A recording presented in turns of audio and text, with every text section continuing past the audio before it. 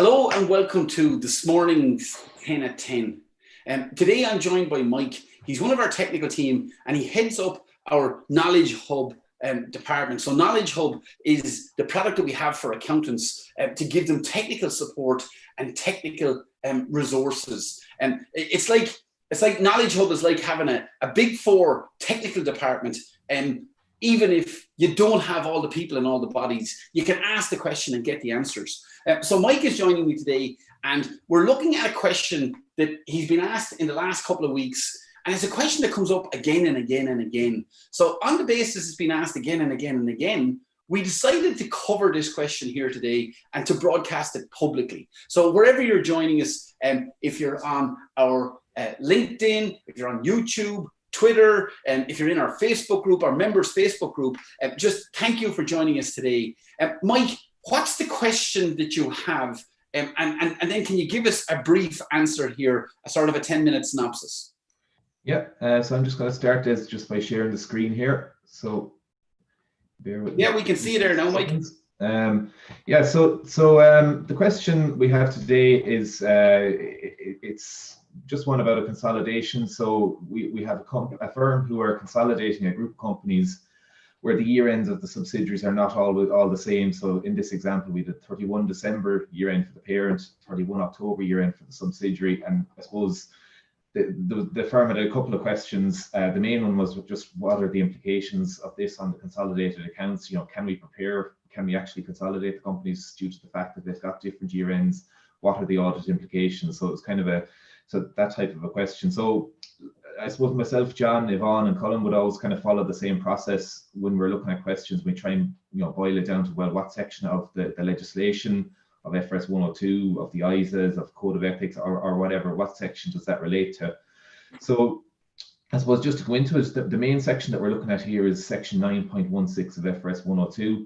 And the requirement of that is that the financial statements of the parent and its subsidiaries used in the preparation of consolidated financial statements shall be prepared as of the same reporting date and for the same reporting period, unless it's impracticable to do so. I suppose it's worth saying at the outset that it's not an ideal scenario if you're consolidating a group with different year ends, and the ideal scenario is that every company within the group structure has the same year end.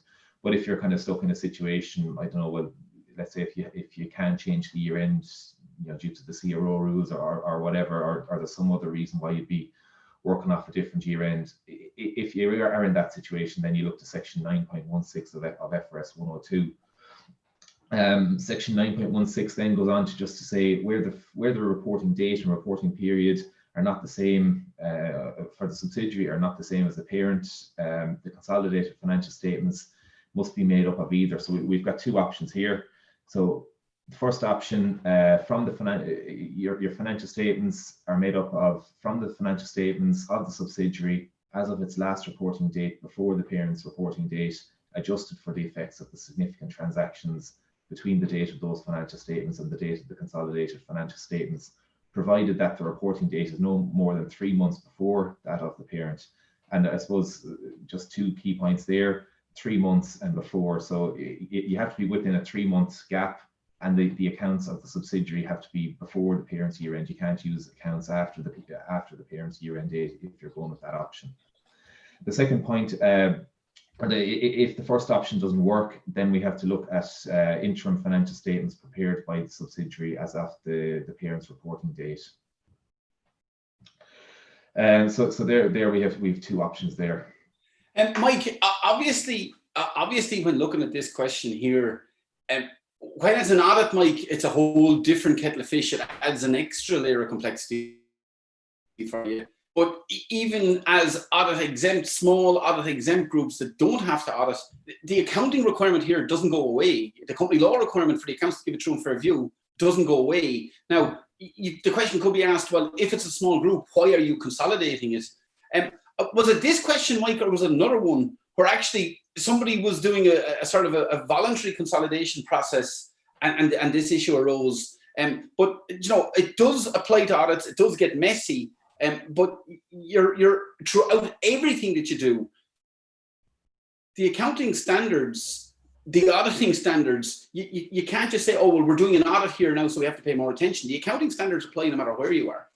Yeah, they apply wherever you are. And I mean, I suppose the underlying requirement of, accounts must show true and fair view. That applies whether you're doing an audit or whether you're not doing an audit. Now, it must be said that in the majority, well, most of the time, you will be auditing it just because of the company size criteria. It's likely that you will be auditing it, but yeah, it doesn't go away if it's not an audit. And like, it does get messy because you're trying to, you're working off one year end or period end, and you're trying to fill in the gap then for the next 3 months. So it's nearly like you're doing an extra audit on top of the audit that you would have already done just to fill in the gap of 2 or 3 months or whatever you've missed in the meantime. Yeah, but the key point is, if you're doing a voluntary consolidation into statutory accounts and you're producing voluntary statutory accounts, that issue doesn't go away. And you're just going to show something, Mike, from a company law perspective. Yeah, so just to flag that what I've just quoted there is section 9.16 of FRS 102, but just to be aware as well that is covered in the Companies Act Schedule 4A, so the requirements are similar. So it's just worth flagging that it's not just an FRS 102 requirement, it's also a Companies Act requirement. So just a couple of the specific rules. So the period end can't be more than 3 months the period end of the subsidiary can't be more than 3 months earlier than the parent's year end. So if we have a simple enough consolidation, we have a parent and subsidiary.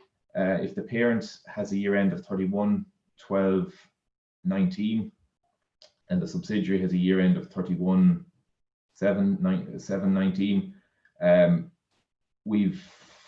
there's more than a 3 month gap, so we have to use the second of those two options that we looked at previously. So we have to prepare interim financial statements because we can't use the first option because the period end is more than 3 months. There's more of a 3 month gap between the subsidiary and parent's year end.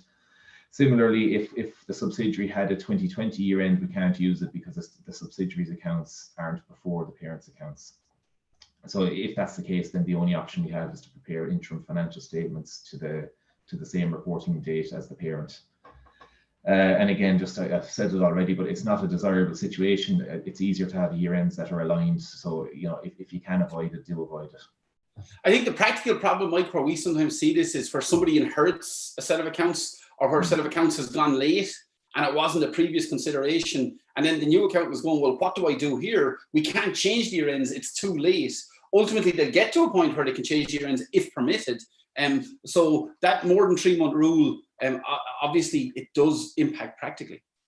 Absolutely, yeah. So again, the question then for this firm was, well, if we do have to use this option, what are the kind of significant things that we need to look out for? Well, first of all, you need to adjust for the significant transactions and events since the year end.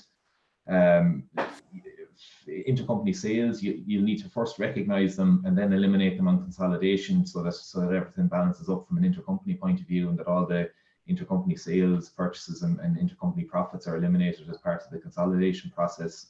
You must disclose the fact that the year ends aren't the same in the notes. And as well as that, you should consider your non-adjusting events in the subsidiary that occurred before the parent's year-end date. So you could have a situation whereby something was a non-adjusting event in the subsidiary, but because we're looking at a year-end that's a little bit later, that now might become an adjusting as a result of the passage of time. Then if we're looking at the P&L side of things, so if the subsidiary's period end is for a period greater or less than the parent's period end, then we have two options. So we prepare accounts that are in line with the parent's accounting period. So we just prepare interim accounts or whatever so that they're in line with the parent's accounts, or we include the full results and disclose the fact that they include results for a period different for the period from the parent. And we disclose the period end, the impact of the additional or reduced months included in the current or comparative year as applicable. But again, as I've said already, it does get messy, and it's not an ideal situation, but there are options as regards to the P&L. Just to be clear, Mike, on this, because in an audit situation, if we're preparing interim accounts, you're going to have to do the statutory audit to coincide with the statutory year end. And then you're going to have to do an audit on the interim results for this interim period. So it's not a situation that you're going to maintain or sustain for a very long period of time, because you're going to end up double auditing and adding a significant amount of extra work. Absolutely, yeah. And I mean, I suppose when you do see this situation in practice, the one thing you're hoping is that, well, hopefully it's a dormant company, or it's a company that's doing very little, because you know, if there's a decent level of activity in the company that you're trying to do this with, there's a lot more work. There's a lot more audit work. As you said, you're doing your statutory audit, and on top of that, then you're trying to align it with the consolidated year end. So there is a lot of work in it, and it's not ideal. Okay, so Mike, thanks very much for that. So that's just an example of a live question that was submitted into KnowledgeHUB. What we do in KnowledgeHUB is that we get live questions in and we answer them. So basically, you buy a certain number of credits and you get your questions answered. But more and more, what people are doing is they're finding the answers. KnowledgeHUB is a searchable database. So if you think about it, we're getting literally hundreds of questions every month, and have been for the last 2 years. As a question is answered, it's put up into KnowledgeHUB. So the database of questions is growing and growing all the time. So a lot of people, they don't even need to contact us. They go in and search the database, find the answer to their question. It's only the unusual ones that we need to tackle and need to address. So Mike, thank you very much for this morning's 10 and 10 and our question of focus on KnowledgeHUB. And thank you for joining us here today. Thank you. See you soon.